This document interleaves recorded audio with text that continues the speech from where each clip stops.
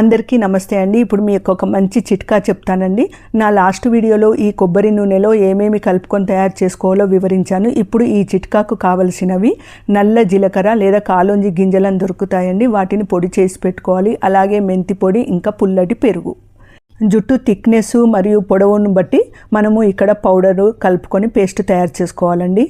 ఇప్పుడు ఒక గిన్నెలోకి 1 స్పూను కొబ్బరి నూనె కానీ, ఆలివ్ నూనె కానీ, లేదా తయారు చేసుకున్న నూనె కానీ తీసుకొని అందులోకి 1.5 స్పూన్ల నల్ల జీలకర్ర పొడి, అలాగే 1.5 స్పూన్ల మెంతి పొడి తీసుకోవాలి. ఇప్పుడు దీనికి కావలసినంత పుల్లటి పెరుగును వేసుకొని బాగా కలుపుకోవాలి. ఈ మిశ్రమం అంతా బాగా కలిసేలా పేస్ట్ లాగా తయారు చేసుకోవాలి.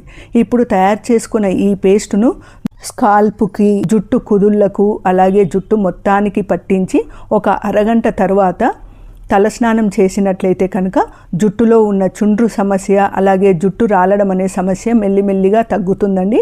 వెంటనే తగ్గుతుంది అని అనుకోవద్దండి. 15 రోజులకోసారి ఇలా అప్లై చేస్తే కనుక చుండ్రు సమస్య, అలాగే జుట్టు రాలే సమస్య తగ్గిపోతుంది. Thank you.